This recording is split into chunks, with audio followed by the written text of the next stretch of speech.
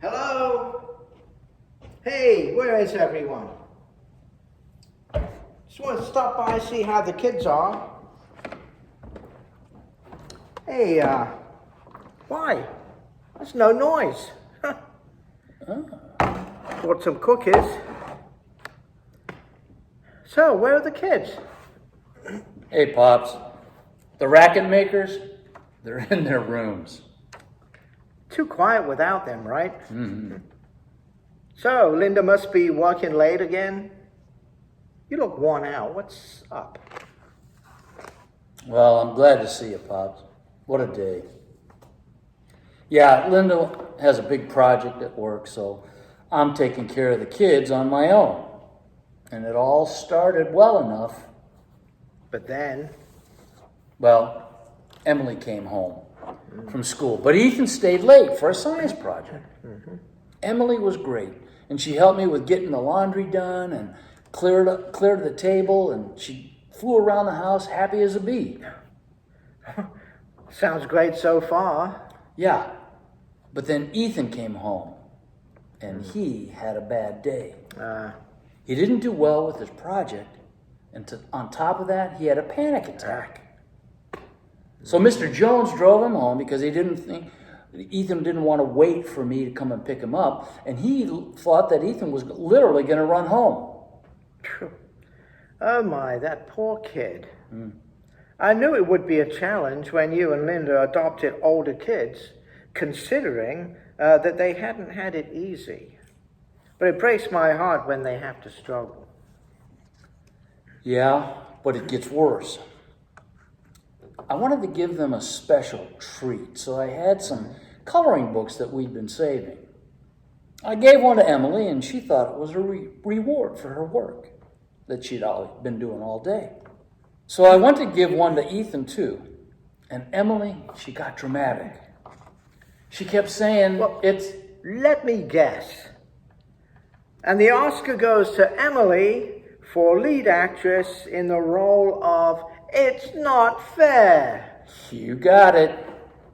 She thought it was unfair for Ethan to get a treat when she had been helping all afternoon. She didn't understand. And now I feel like I'm failing. No. You have to remember Emily is just a kid. She doesn't understand Ethan's problems.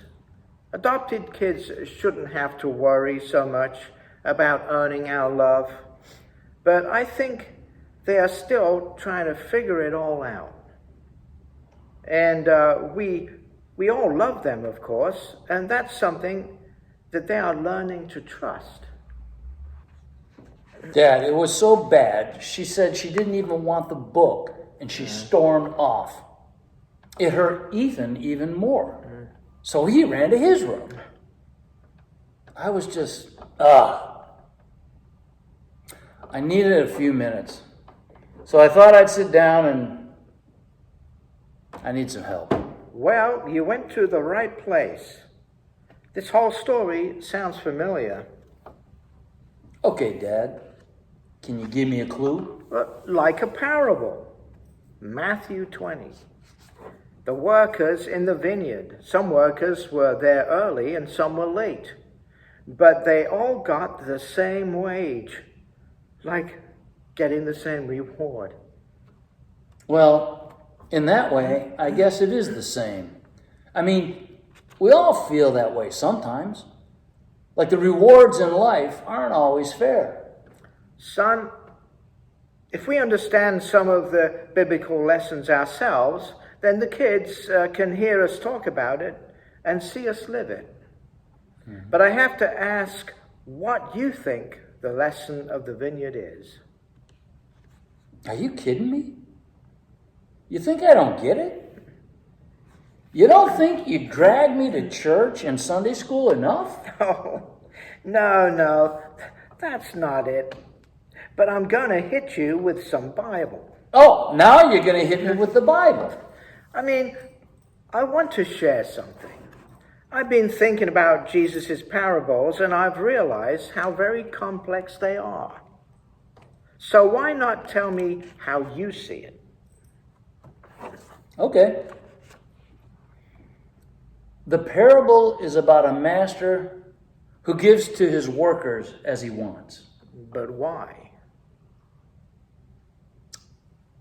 Because he's the owner and he can do what he wants to. Do you think it might also be because he sees things from a different perspective? The same way you saw Ethan's pain, but Emily was not in a position to understand it. So God sees things that we don't, which is why things don't always seem fair.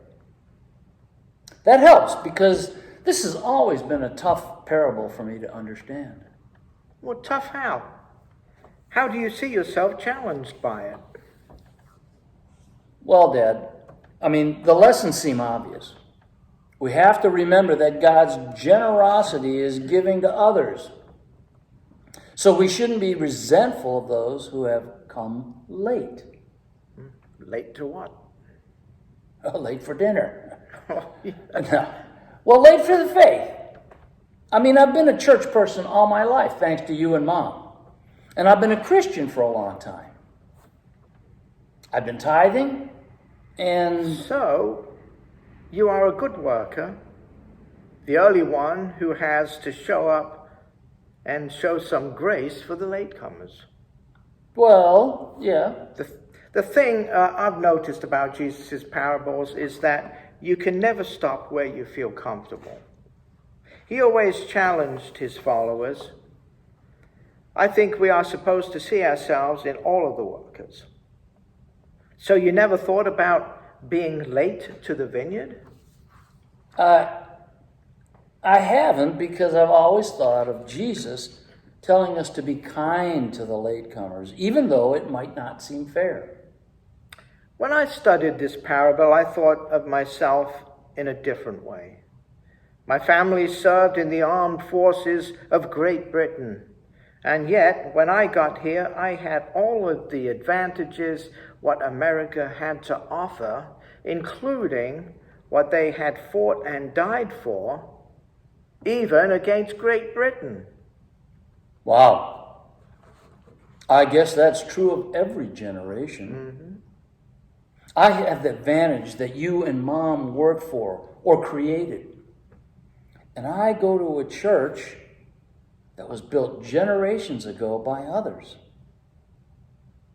I guess that makes me a latecomer to the vineyard. And with all the advantages that we have, it's easier for us to be followers of Jesus. Imagine living in a place where you are persecuted for your faith, where you have to give everything to follow Jesus. Have you had to do that? I know I haven't.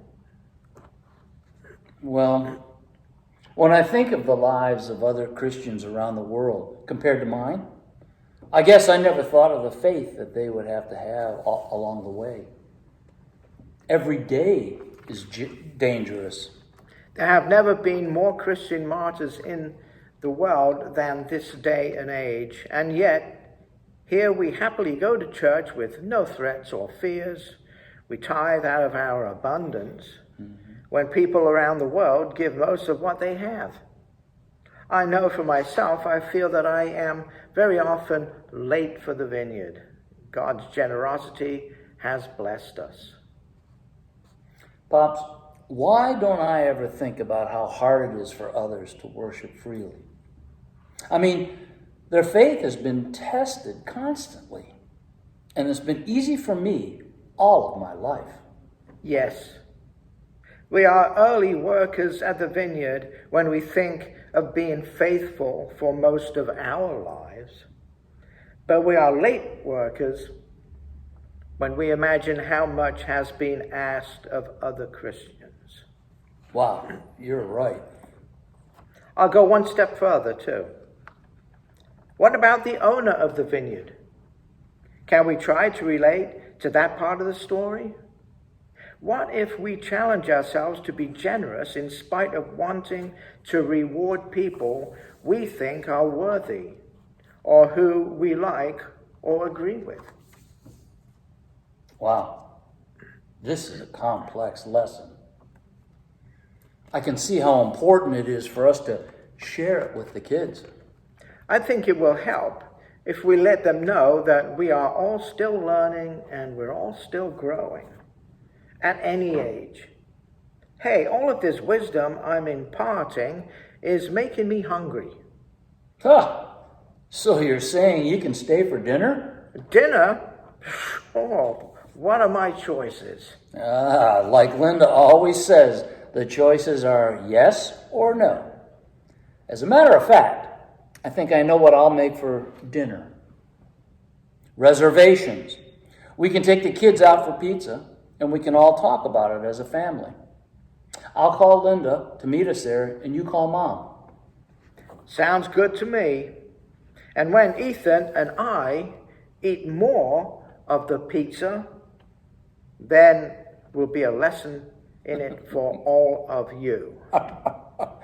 Pops, it never ends with you. Actually, what really never ends are the lessons that we can learn from Jesus and his parables. I've got some learning to do. Son, God always gives us a new chance to learn and grow. Life with Jesus, always challenging. Oh, amen to that.